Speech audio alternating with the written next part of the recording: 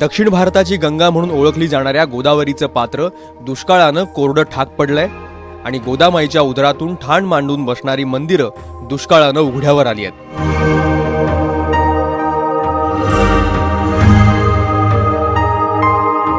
शेकडो वर्षांपूर्वींच्या या 10 मंदिरांचं दर्शन गेल्या 100 वर्षात केवळ चौथ्यांदा होतंय अशी इथली जुनी जाणती मंडळी सांगतात.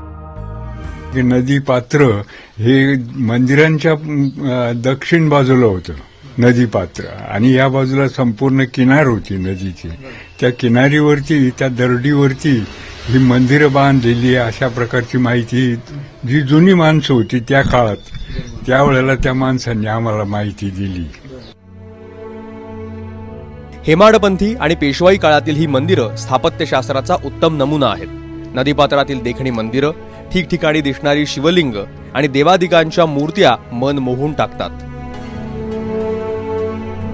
हे पुरातन वैभव पाहण्यासाठी पर्यटकांची पावलं नाशिक जिल्ह्यातल्या चांदोरीच्या दिशेनं पडतायत.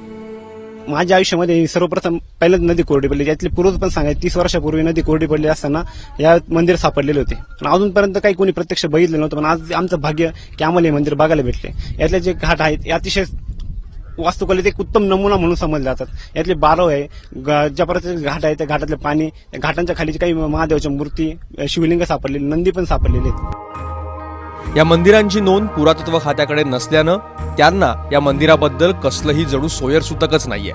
वारंवार सांगून सुद्धा पुरातत्व खात्याचे अधिकारी अद्यापही इकडे फिरकले नाहीयेत. शासनाकडे एकच मागणी आहे की ह्या सर्व गोष्टींचा पुरातत्व खात्याने दखल घेऊन या सर्व मंदिरांना कुठेतरी एक ऐतिहासिक वारसा जो आहे तो जपावा, यासाठी आमचे प्रयत्न असतील. शासनाने चांदोरी हे गाव पर्यटन म्हणून व तीर्थक्षेत्र म्हणून घोषित करावं ही आमची खरं तर प्रमुख शासनाकडे मागणी राहील.